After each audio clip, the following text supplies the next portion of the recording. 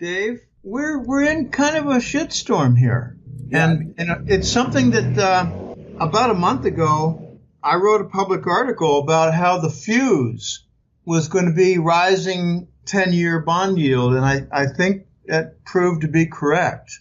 We moved toward 3.0% on the 10-year, and that triggered a lot of automatic selling. And when you read financial rags like New York Times and Wall Street Journal, they don't talk a lot about what triggered this, but rising bond yields are triggering this. And then you got to look at, well, what triggered the rising bond yield? What triggered bond sales? And I think it's been a few different factors. Like it's now becoming apparent the U.S. government debt is going way past 20 trillion and we can never pay it back. That is a crossing the Rubicon event.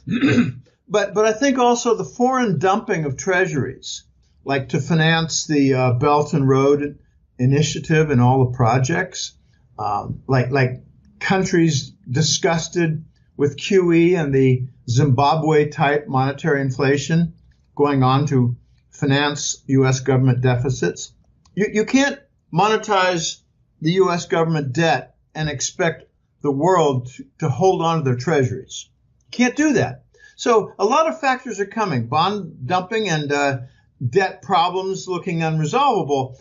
And I think we're also seeing the effect of some of the rising, not rising rates, what do you call it? So the sequence of rate hikes is finally starting to bite. But it might be biting in a hidden way, Dave. It might be biting with the derivatives. That's what I think is going on right now. The derivatives are combining with foreign dumping, while the confidence in the dollar from debt growth is getting out of control. And it's becoming a perfect storm for the U.S. dollar vis-a-vis its financial structure. Now, I mean, we have China where they have issued the petro yuan. See a lot of countries moving away from the dollar. And we see the Belt and Road, and there's about, like 70 countries that have joined up to the Belt and Road. Including England. And we can see everything is shifting now, and it has been shifting for a while from the west to the east. Now, as this continues on, what happens to the dollar? What happens to the confidence of the dollar? I mean, is this going to have an incredible effect on what is happening here in the U.S.? Well, yeah, because one of the events down the road with certainty is, to some extent, the dollar is going to lose its universal global currency reserve status. I think where we're heading is a dual universe. And I've explained this a few times. I've been explaining this ever since about October or November. We're going to be moving toward two spheres, two universes on planet Earth. The global economy is going to have a portion, small portion, but growing, with the Chinese RMB used for construction projects, payments, used for commodity purchases like oil and whatever grains, and used more and more in banking. Okay, that's one side, and the other side is going to be the dollar sphere, and that's going to be the majority of the global economy still. Pardon me. Western Europe, South America, Central America, United States, Canada, England, they're going to continue with the dollar. And all the nations that are too afraid to move away from the dollar for fear of being attacked, labeled terrorists, rogue states, victim of sanctions, object of war, they're going to continue with the dollar, but they're going to be making behind the scenes preparations for the Chinese RMB. That's where we're moving. We're to the point now where the dollar no longer has the monopoly as global currency reserve. It's just not the case anymore. But you can't say that, oh gosh, it's under half. No, it's over half, but it's not a monopoly. It's probably something like 80 to 90%. But that 10 or 20% is growing, and it's got a lot more legitimacy because they're not relying on machines to generate bond demand like we are. I mean, gosh, we got $1 trillion deficit with treasuries, Dave, and very, very few buyers. So why is not our bond long-term maturity, why is it not like Greece was near 10%? Because we got the interest rate swap machinery and all those derivatives working behind the scenes. Well, guess what? It depends on 0% feeder system, and we're taking that away. This is so dangerous. The main buyer for treasury bonds is at risk now because of rising interest rates. I mean, like the short-term rate, the Fed funds, the 3-month, the 6-month, the 12-month, they're all jumping. And that's the feeder cost for the interest rate swap derivatives. So maybe what we're seeing behind the scenes, not so visibly, but we see the effect, is that the treasuries for the 10-year are selling off because the machinery is breaking down. Now, I don't have a lot of faith in saying they're breaking down and it's getting to be a total mess. No, I think they've got a lot of machinery at work, a lot of fail-safe software, a lot of backup systems that have been tested over the years during many crises, including 2000 and 2008. But every time they do a rate hike, Dave, they do something slippery behind the scenes, whether it's working with reverse repos or whether it's changing the interest rate on excess reserves. They play games to try to remove the rate hike for the big players. But I think it's getting tougher and tougher. Now you got this new guy, Powell, replacing Janet Yellen at the Fed. Powell is not one of their boys. So I think they're getting ready for a magnificent decline in U.S. stocks and bonds. And if they have to save one, they're going to save bonds, which means they're going to let the stock market go, which means that a lot of people are going to get frightened because their pensions or their 401ks, IRAs are in trouble. And I know some people who are in, very heavy sweats back in 2008 and 9. And they stopped sweating because the stock market went up. It tripled. We're working toward the dual universe, Dave, and that's where we're going. And that's where the gold standard is going to be reintroduced on the eastern side. And then you're going to have Eastern currencies, gold-backed, competing with the dollar, backed by debt, by war, and by fraud. So you're saying that the gold is this going to be hooked to what currency? China's currency, the SDR? What are they going to be backing? I think if China starts backing their dollar, you're going to start hearing things from Basel for a gold-backed SDR, the special drawing rights, the basket of the IMF, the 5 currency basket, the dollar, the euro, the yen, the British pound, and now the RMB from China, which gathered about 10% weight. If China does something, the West will do something regarding backing a currency with gold. And it's going to be very fun to watch the Basel, Switzerland entry because they're going to try to do everything the same as they had before. Centralize, no transparency, a lot of heavy-handed orders, and things just won't have the confidence behind them.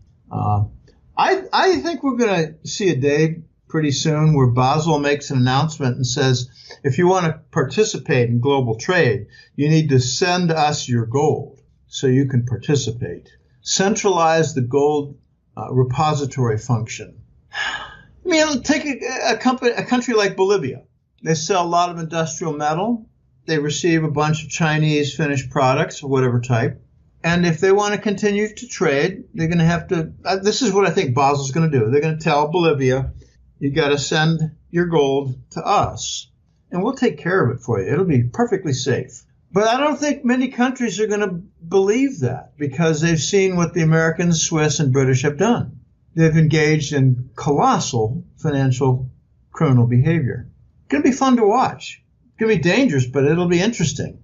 So right now we have this global debt problem. The U.S. has a huge amount of debt, and oil prices are at its lowest point, in many, many years.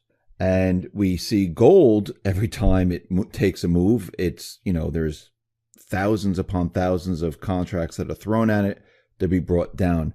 I mean, if the dollar is being abandoned by all these countries and countries are moving away from the dollar, will gold prices have to move up at this time?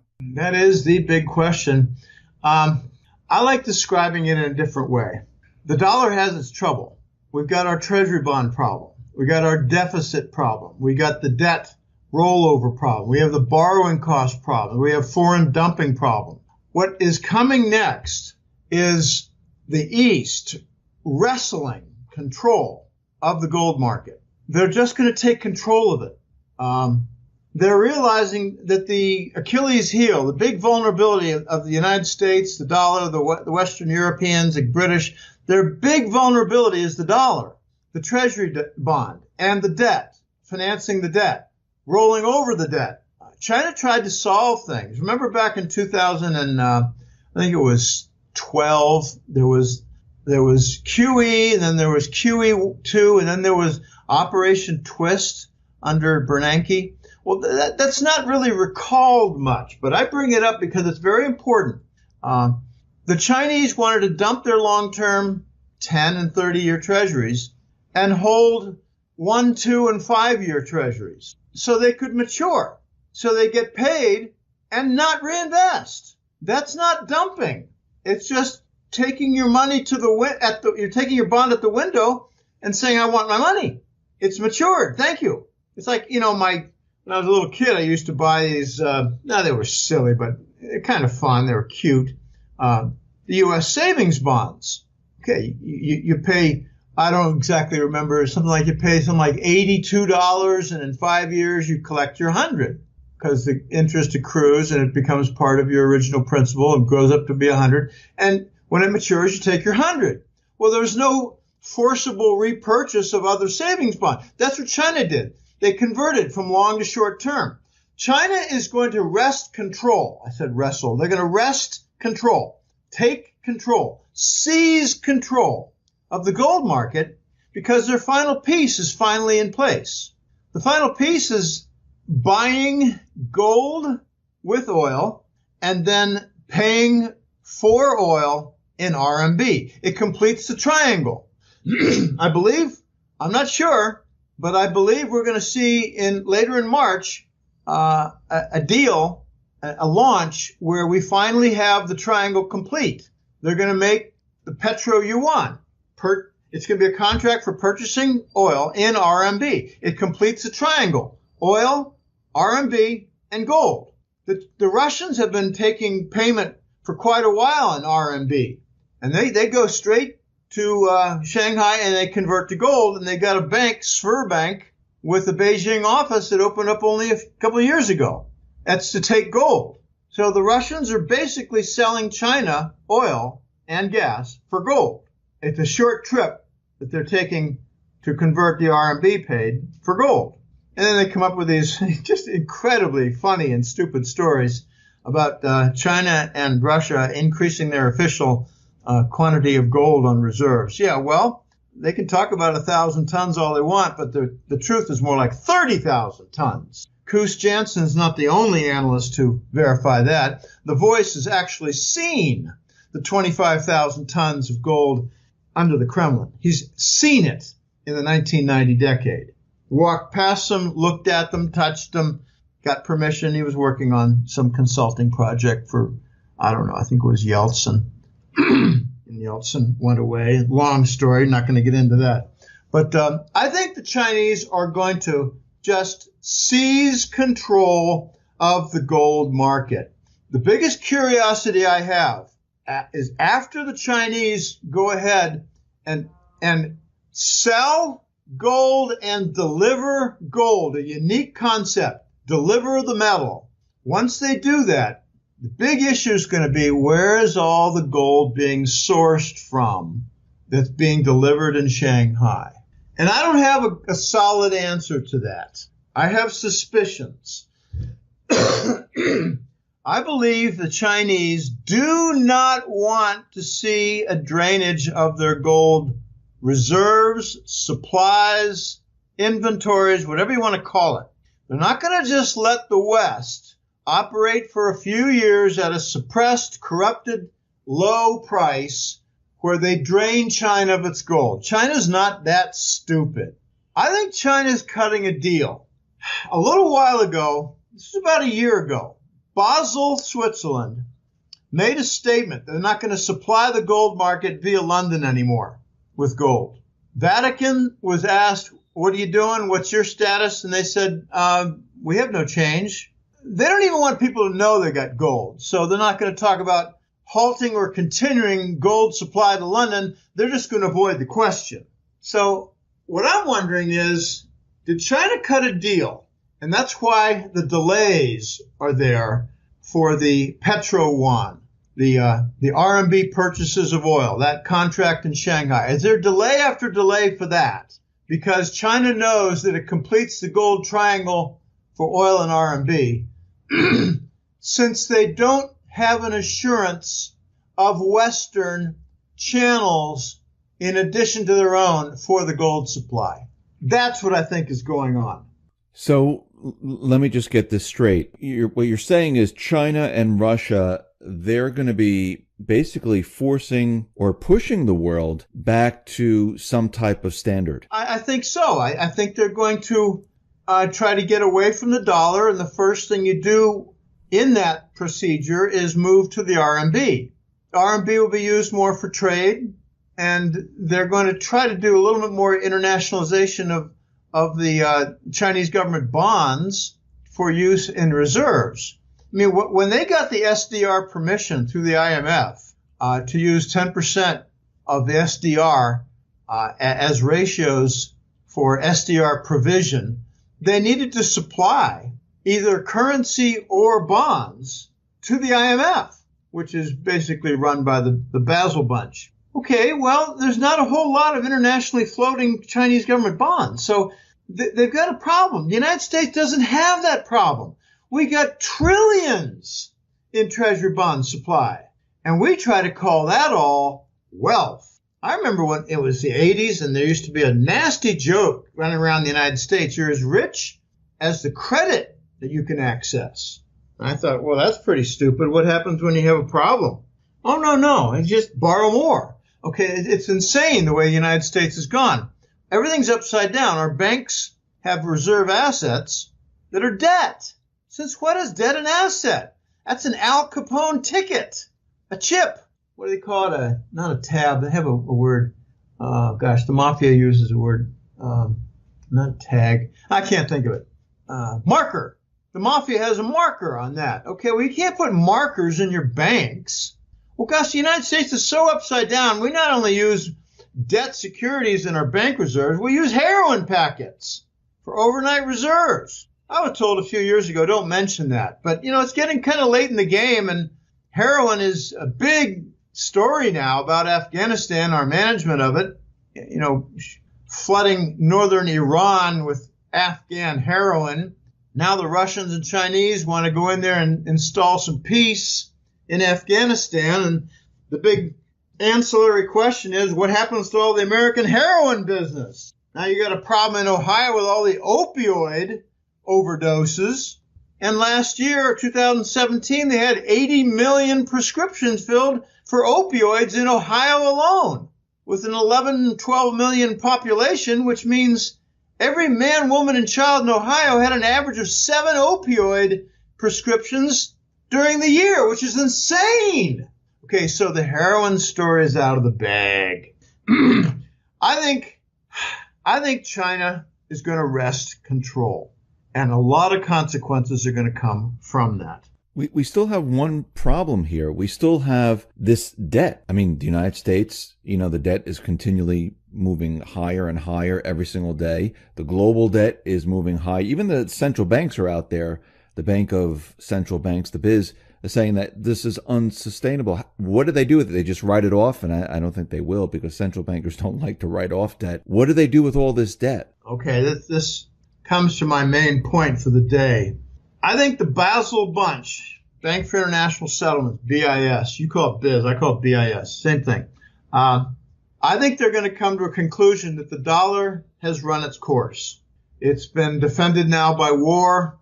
It's been defended by bond fraud. It's being defended by QE and machinery with interest rate swaps, derivatives. It's now being defended in desperate ways, and the interest rates are rising, which undermine the feeder system to the interest rate swap derivatives. They require the 0% to produce unlimited bond demand for the long-term maturities. And that's being taken away. Now, bear in mind that every time they do an interest rate hike at the Fed in the last couple of years, there's been a little trick behind the scenes. The first time it was adjusting the reverse repo, which meant that they were actually taking cash from the Wall Street banks and giving them treasury bonds with permission to raise their leverage to something like 100 to 1 and increase the leverage while increasing the volume. That's like having a Sears Tower in Chicago, an extra 50 stories high, but just to make things clever and showing off, they reduce the footprint from the lobby and the foundation. Okay, so you got a higher tower with a smaller base. That's very unstable in high winds, and financial market turmoil is qualified high winds. So they're taking away the feeder system that's free for the interest rate swap derivatives, while the global community of nations is losing confidence in the dollar. And the same community of nations is concluding, my gosh, you're 20 trillion now, it's 20 and a half. You're going to be 21 and a half in a year. You're never going to pay this back. You're seeing news headlines almost every day from around the world somewhere that says the growing U.S. government deficits have become a problem. This is new. You didn't get that 2 years ago. So that undermines confidence in the dollar, which undermines confidence and permission for the continued privilege in the global currency reserve. That's why I think we're going to be moving toward this dual universe. And it's not going to be a situation where the United States says, well, any country that signs up with the RMB and the Belt and Road Initiative with all the projects and uses their CIPS alternative to SWIFT, we're going to attack you. We're going to invade you. We're going to steal your central bank gold. We're going to sanction your ass. No, that's not going to happen this time because Germany might be among them. Oh, gosh. We're going to lose too many allies in the next round. We're going to have to share the global currency reserve privilege. And it's going to be with what I call the caretaker Chinese RMB currency. Why do I call it a caretaker? Because it's eventually going to become gold-backed. And I've been saying this for quite a while, over a year. The first introduction to the gold standard will be in trade payment done with the gold trade note. Trade payment. Okay, you hear article after article all over the place now. The emerging markets and the East, the undeveloped world, is now with a greater economy than the developed West. Because we've had 3 decades of exporting our industrial base. Sri Lanka is getting big. I mean, that's just one example. These nations in the East and emerging markets are getting critical mass. They've got a big slice of the global population. They've got a near 50% proportion. I think it's like 40, 42%. Depends on how you define the emerging market and undeveloped world. But at least 40% of the global economy is from these nations, not the industrialized West like France, Canada, U.S. I laugh at the word developed world because the industrialized nations like the United States and France, they've deindustrialized in the last 30 years. They exported their industrial base. Germany didn't. How are they doing? They're doing just fine. They just have to deal with the Arab human garbage that Brussels EU commissioners insist on letting in and giving welfare and forgiving their crimes.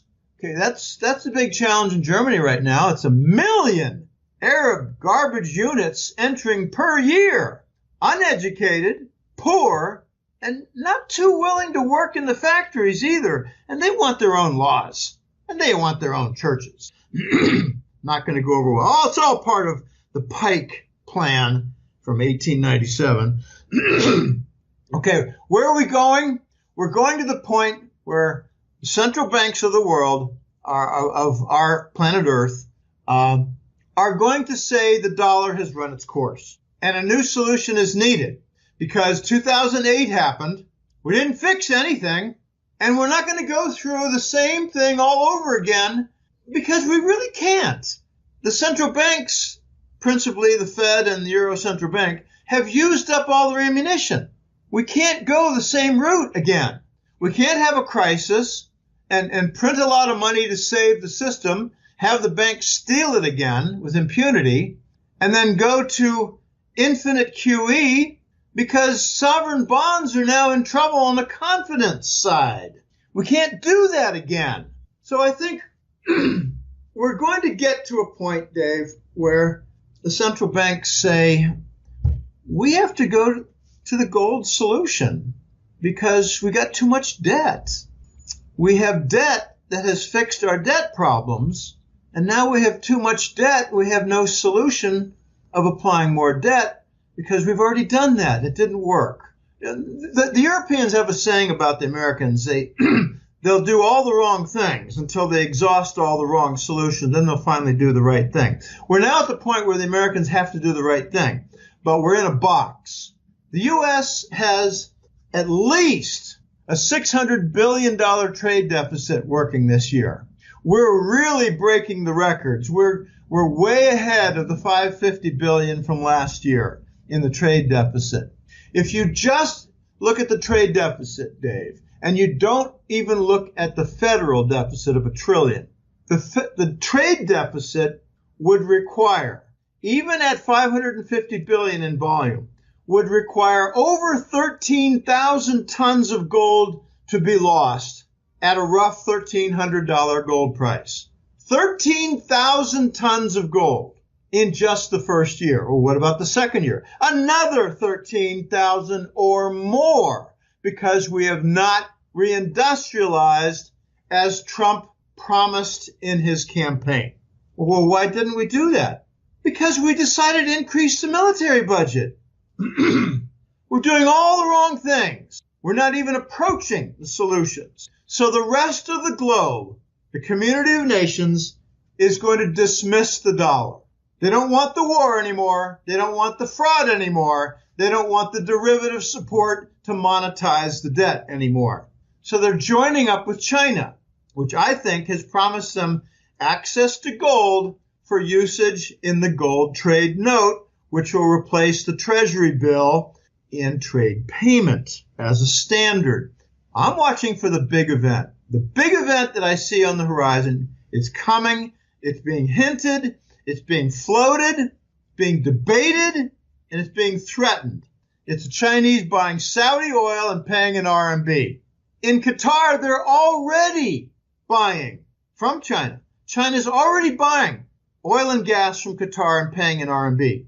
The precedent has already been set, but Saudi is special because that is the vassal state for Washington. So don't we have a problem here in the United States? You're talking about gold, having a currency that's backed by gold. Well, I mean, Mnuchin was out there and he went to, Fort Knox and he showed us that, one bar, we have gold, don't worry. But many people say that there is no gold. Now, there is. It's just a very minimal amount.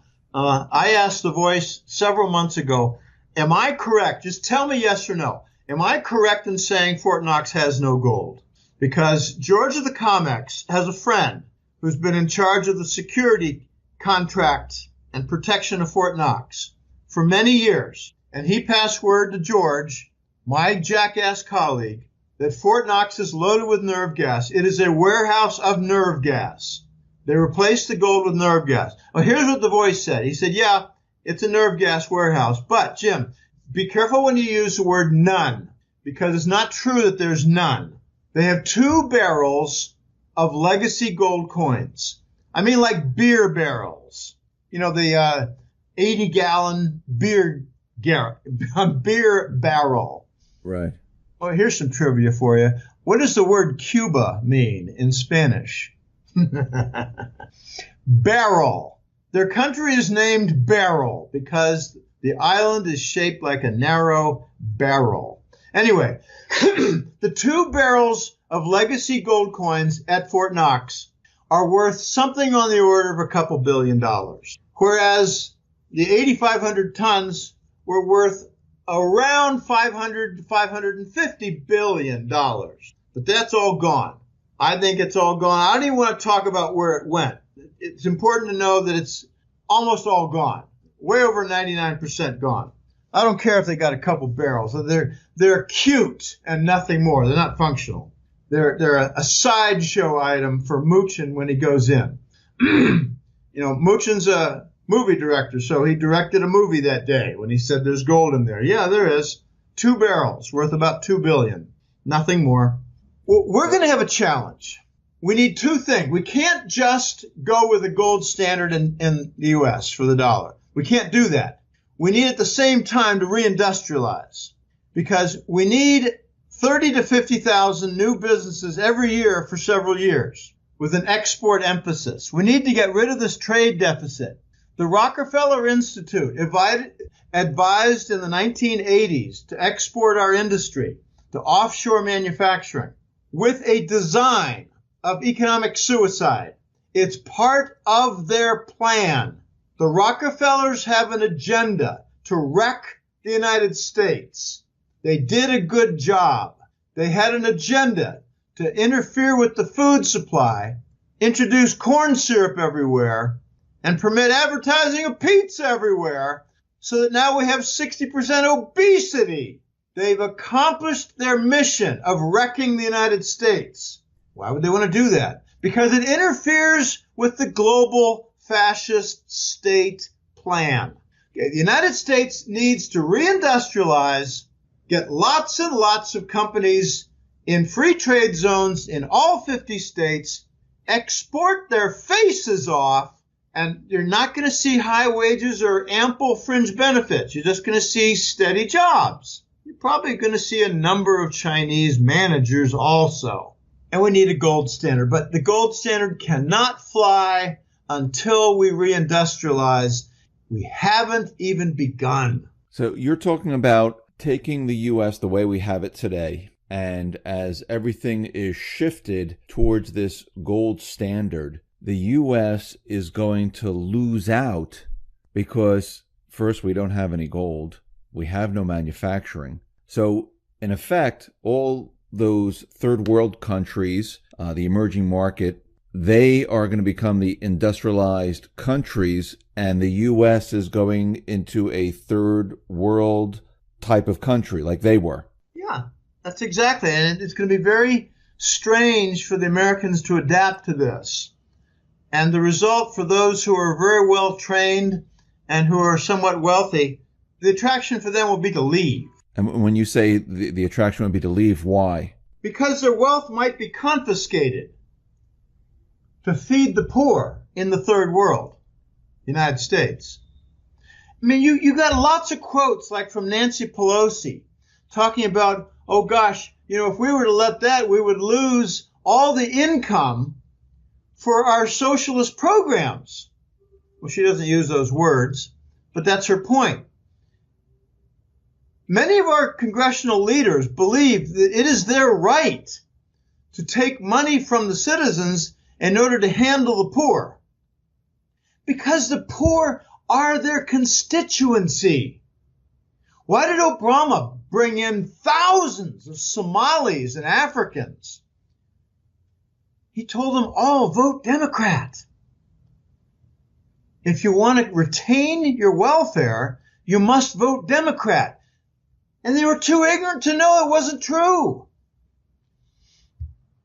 It's going to be a shockwave in the United States when the dollar loses its global currency reserve status. But I've said this, and I'm going to repeat it. We're moving toward a dual universe where the dollar doesn't have global currency monopoly status. It's going to have Western currency reserve status. The French aren't going to change. Italians aren't going to change. Spain not going to change. The Swedish aren't going to change. They're going to have treasury bonds as their core holding in their banking system and their central banks. But China's not. Russia's not. India's not. Korea might switch. Japan's already in the process of switching. They're working big energy deals with Russia now. We got lots and lots of mega crimes soon to be exposed, like the Fukushima, which was done by the Bush gang. And now China's got a tough problem. I'm sorry, Japan. Japan has a tough problem. They need to replace their energy capacity, their electricity supply. So they're turning to Russia for help. Oh my gosh. So when the dollar loses its monopoly, it's going to have to rely on its machinery with the derivatives for continuing with bond purchases, or else we'll be looking at 5 and 6% on the 10-year bond. Every 1% increase on the average interest rate for borrowing costs for the U.S. Treasury, every 1% now means $205 billion. So they cannot let this get out of control, which, as Rob Kirby concludes, they're going to be working overtime to cap the 10-year yield, the TNX. They'll work overtime to control it. But I think they're going to fail. I think they're starting to show evidence of failure now. They can't control it. It's too much volume and too much leverage, and therefore too much pressure on the machinery. Maybe they're going to underestimate how many machines they need to work. Maybe they're going to underestimate how many operators at the keyboards and consoles they're going to need. Maybe they're going to underestimate how much dumping will take place by foreign central banks. I think this is just ripe for errors. And I don't think 3% is going to hold. I think we're going to move to 3%. We almost did. It was like 2.9%, 2.91 or 2, and then back down to 2.8. Okay, I think we come down a little bit more now, but I think we go back up, and I think we're going to surpass 3% and cause a lot of problems. I got disagreement among my 9 jackass colleagues. A few of us think we're going to go over 3% and cause big problems like 20%, 30% stock declines in the major averages. But a couple others, like Rob Kirby, says, no, you don't fully appreciate the Exchange Stabilization Fund run by the Treasury Department. They've got nearly unlimited bond demand working through their system. And I say, well, it sounds good and you might be right, but I think it has too many risks for running without flaws. And I named a few. I think we're moving toward a situation where the global central banks say, we've had enough of the dollar, we need something new, we need a real solution. And the most painless solution is not to drop the oil price and make it almost free for everybody and not to make free energy for everybody. We need to increase the gold price, encourage central banks to replace their treasury bonds with gold bullion. Then we lift the gold price to 5,000, then 8,000, then 10,000, which will cover the liabilities held by major central banks. If they start converting from treasuries to gold, the United States is going to be kind of isolated, and they won't do that. I don't know what the United States is going to do. I think they're just between a rock and a hard place, and they're getting their nuts cut off. But the foreign central banks are going to work up their reserves in gold and maybe lie about how much they have in treasuries. They're going to continue to dump the treasuries and get to the point where if gold doubles and triples in price, they're going to be in a manageable situation. I think some central banks are going to go and enter failure. I think some entire national banking systems are going to enter failure. This is a point that The Voice has been making, and I fully subscribe to it. It's just not possible to continue what we've been doing, which is no solution since '08 and the Lehman events. That global financial crisis that emerged out of the subprime mortgage bonds has now become a systemic issue. Whatever we did with the mortgage bonds, we've been doing now with the sovereign bonds. Notice that a year or two ago, the Euro Central Bank decided we're going to start buying corporate bonds. Then a year ago, the Fed announced we're going to be buying stocks. Well, why don't they buy municipal bonds and junk bonds while they're at it? So they're trying to monetize and institutionalize the entire bond world. I think it's going to blow up in their faces. The foreign central banks are going to be very well positioned soon, because I think they're increasing their gold holdings for reserve purposes. There's two nations that are unique right now. One is Germany and one is China. They share something in common. They both import a lot of oil, energy generally, oil and gas. And they both have big trade surpluses. I think they're going to begin to call the shots, because they're going to be the representatives of the global economy who don't want exorbitant prices for energy, and they're going to want assets to be brought in line with respect to energy. I'm referring to the gold-oil ratio for price. And since they're big creditors from their trade surplus history, they're going to be calling the shots on how reserves are managed and how banking reserves are set up. And it's going to be more gold and less U.S. treasuries. I mean, there's some old sayings, the old quotes that are from the Basel Bunch in Switzerland, Basel, Switzerland, Bank for International Settlements. They talk about the universal opinion, the consensus opinion, that a lower oil price has caused a lot of problems and really exacerbated the global financial crisis that emerged from 2008. And then in their second breath, they say the painless solution is a much higher gold price, so that they can have essentially the equivalent of a debt jubilee for the central banks. And this debt jubilee depends critically upon the central banks holding a lot of gold, reducing their treasury bonds, and lifting the gold price multiples higher. If you suddenly see the gold price at 10,000, does that really interfere with food prices? No. Does that really interfere with construction prices, costs? No. Does that interfere with operating a car, a truck, a train? No. Transportation is not affected. No. Oil affects most sectors of the economy. Gold does not. The little exception is silver. And I get some incorrect opinions floating my way sometimes. They say, well, gosh, Jim, if you're right and silver goes up tenfold or 20-fold, and you're looking at $200 and $300 silver price, and gold is a lot higher. But even if you're looking at a $200 silver price, that's going to wreck a lot of industries. I say, no, it's not.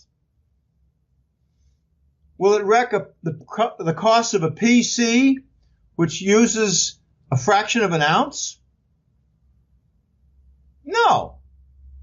No, the cost will go from $6 to $25. Who cares?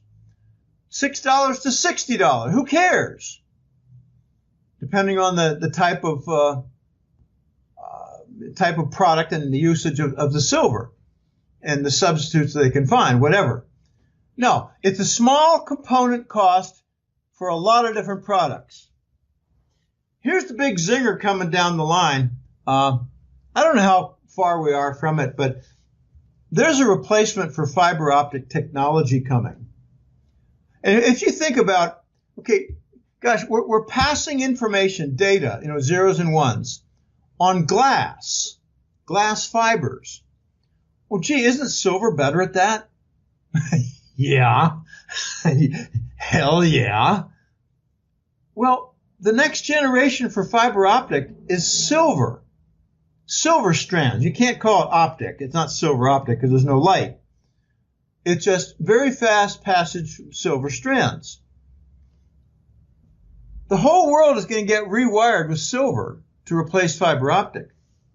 Gosh, we had a big challenge just in the last 15, 20 years to rewire the world with respect to fiber optic. If you were saying before, if the gold price moves up because the foreign central banks, they're ramping up on gold, we're moving towards this gold-backed type of scenario, will the central banks here in the United States still try to manipulate the gold prices, or will it get completely out of hand? I think it's going to get completely out of hand.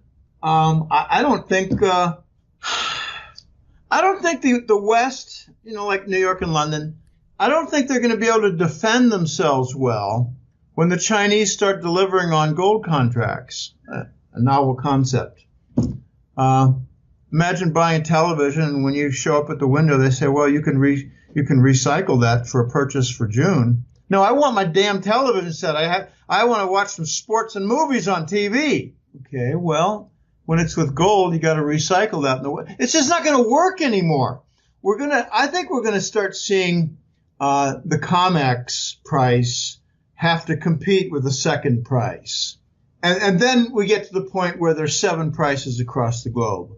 Dubai has a price, London has a price, Zurich has a price, Moscow has a price, New York has a price. And where's the lowest? New York and London. And then you start working the arbitrage and you realize, well, you can't even take advantage via arbitrage with the low New York price because they don't deliver anything. You can't buy in New York and sell in China because you won't walk out of New York with any metal. So the COMEX is going to become irrelevant. They might continue to sell aluminum and copper, but I think the days are numbered where the COMEX sells gold and silver. I mean, if gold and silver, if they're moving up the way you say, wouldn't investors then drop the dollar? I mean, if it moves up to 3,000 to 4,000 to 5,000, forget about the COMEX. They see it other places. Wouldn't they just drop the dollar and say, you know something, why am I in the dollar? That's decreasing. I'd rather be in gold right now. I wonder who you mean by there, and what do you mean by in the dollar?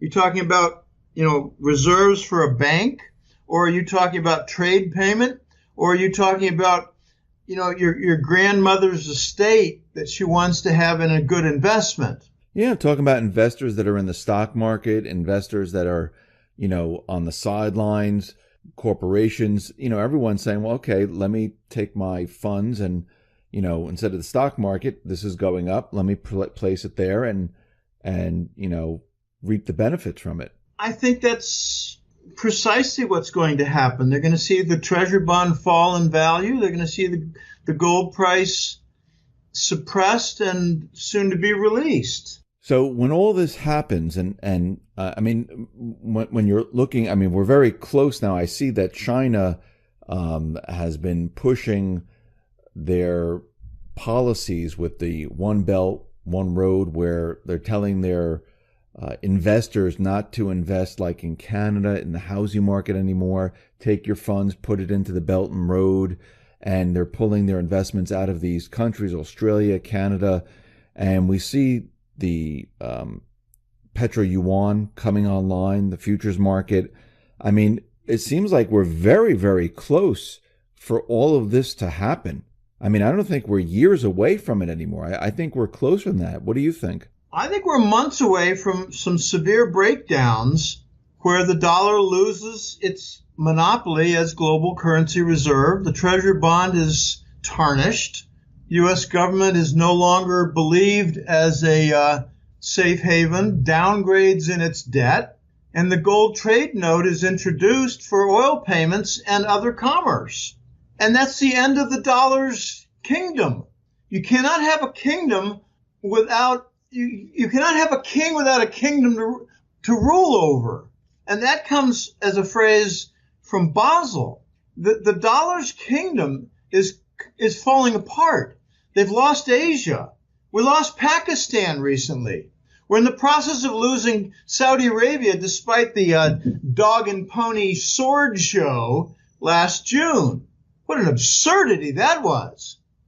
We're losing our key allies. We're losing Germany right now. They're struggling with the Arab problem, the influx, but they're just about ready to say we're not going to honor this Russian sanction nonsense anymore. I mean, the Nord Stream 2 project for construction under the Baltic Sea and connecting a big second pipeline from Russia to Germany for industrial supply purposes. This is going to break the Russian sanctions. France is already breaking it. I don't know who's honoring it. We're already losing our kingdom. So it really comes down to, when are we going to see a breakdown in the bond market? And will we start to get a number of very weird questions like, well, good night, we've seen hundreds of billions of treasuries sold. Shouldn't that bring the bond yield up 2 or 3%, not just 20 basis points? So the integrity of the U.S. Treasury bond market, I think, is going to go out the window soon. It's going to become widely recognized that interest rate swap derivatives are holding it together. People are going to start to wonder, with all this supply coming on, $1 trillion or more this year in treasuries, plus all the bond dumping, who's buying this crap? Almost nobody. Japan is buying treasury bonds now to make sure that their yen goes down. The Japanese have had a 26-year project, 1991, to make sure their yen currency does not go up too much. So they like buying treasury bonds. They now own more than China. China's been dumping a lot of them. Japan's been buying a little bit more recently. I think Japan needs to go on infinite QE too.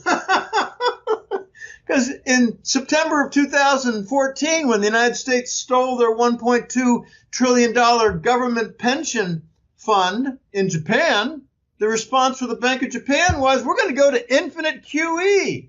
Because we're going to hit two birds with one stone. We're going to replace the stolen treasury bonds, and we're going to go to infinite QE. Jim, do you think this transition that you're talking about, do you think this is going to happen with a crash of the economy here in the United States? Or do you think it will be a very slow transition and no one will really notice that all this is happening until it's too late? I think it's going to be gradual. I think it's going to be ugly. I think it's going to just slowly get more and more out of control. So you think this is going to be like more of a long drawn out type of thing where people really don't see it happening, but it's happening all in the background. And then one day they wake up and, this has changed, that has changed, and it's a little bit at a time. And before you know it, everyone's sitting there scratching their head going, what just happened here? Well, frogs boil slowly. And notice that what's happened in just the last couple of weeks in the United States is a lot of talk about buying the dip. So they're not really capturing a change in the structural nature of the U.S. financial situation. I think this can be a slow process.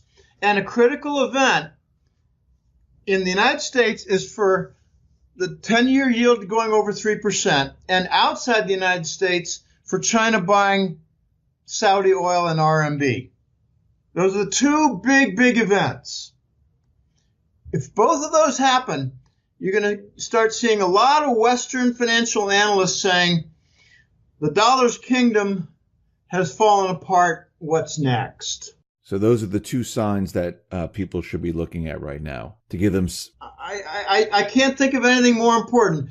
I mean, you can look at certain nations shunning the Russian sanctions or dumping a lot more treasury bonds, but until you see evidence in the 10-year yield, until you see evidence of actual trade taking place in RMB for the critically important oil sector, it doesn't really matter. It's just music. Jim, thank you very much for being on the X22 Report Spotlight. How can people see your work? Okay, the website is www.goldenjackass.com. No hyphens, periods, or anything. goldenjackass.com.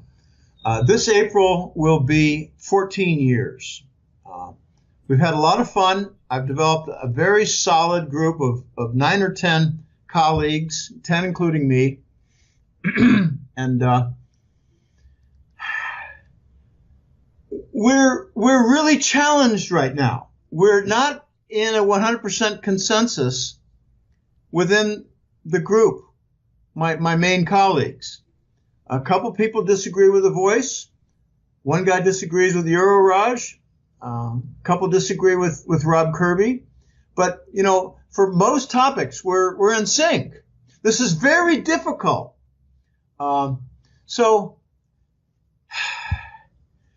I don't have all the answers, but I think we've got some really good guidelines. And what I'm real happy about is in the last year or so, there's some mega forecasts that have come to pass, like the introduction of the RMB oil contract in Shanghai, like the completed triangle for oil, gold, and RMB in Shanghai, like the purchase of Arab oil with RMB, with significant dumping of the dollar in the form of treasury bonds. You've got almost the entire Belt and Road system, the conference of consultants and lots of different factors regarding construction and huge project, mega project. It's all non-dollar. Much of the funding is taking place with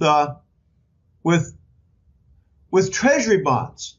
Countries are shedding their treasury bonds in order to pay for projects. These are very dangerous times.